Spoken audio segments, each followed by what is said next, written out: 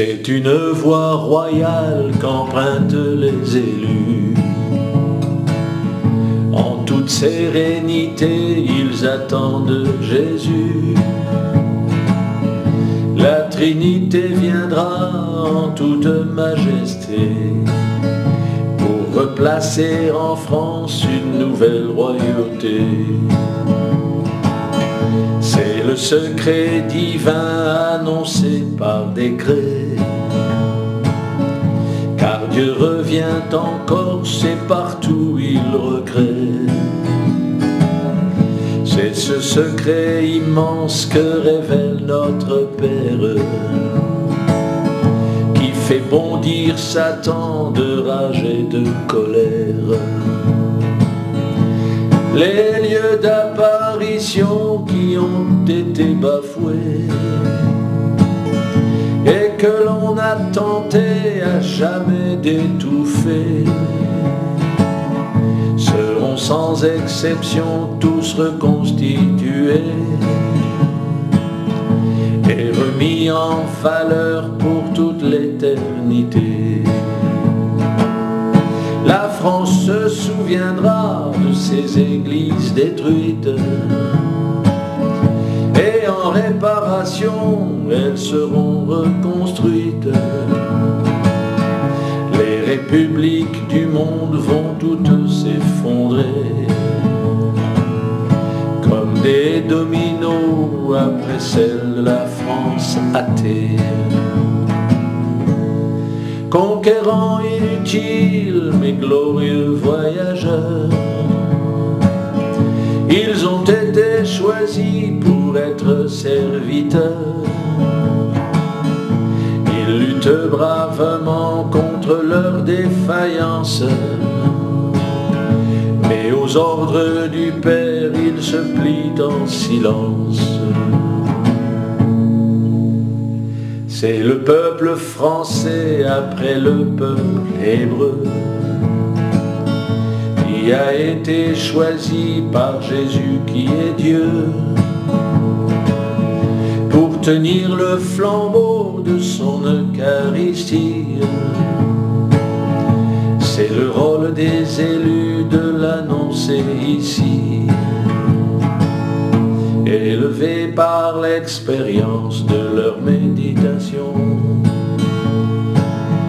et emportés qu'ils sont par leur fascination. Ils perdent le sentiment de la fuite des heures, assis à leur foyer comme des navigateurs. Et l'œil très attentif, ils écoutent sans se lasser Dieu et tous les grands saints qui les ont enseignés, racontant à leurs frères les récits des batailles qu'ils soutiennent ici et toujours vaille que vaille. Ils fuient leurs pensées propres et le tumulte du monde, attendant la promesse de la dernière seconde, de ces tout derniers temps qui arrivent à grands pas. C'est un secret, un signe, le monde ne le sait pas. Conquérants inutiles, mais glorieux voyageurs, ils ont été choisis pour être serviteurs. Ils luttent bravement contre leurs défaillances, mais aux ordres du Père, ils se plient en silence. Leur générosité comble leur état d'âme, car ils sont protégés par une noble dame qui les entoure vraiment de toute son affection et veut les voir bientôt entrer dans son giron. Sur la ligne d'arrivée, il voit le Saint-Esprit, leurs dernières impulsions et leurs péripéties. Que la chance rattrape par de belles providences, vont faire de ces héros les vainqueurs de la France.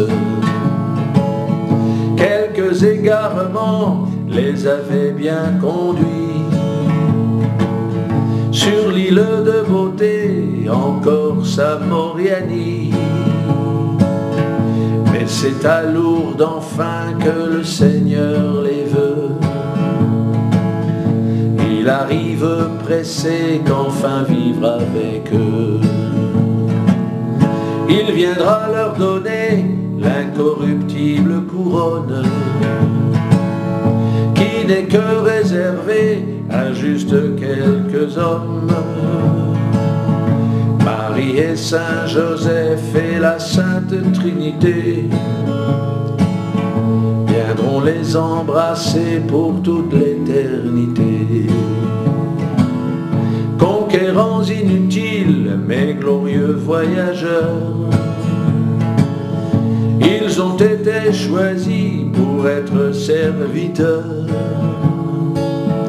Ils luttent bravement contre leurs défaillances, et aux ordres du Père ils se plient en silence.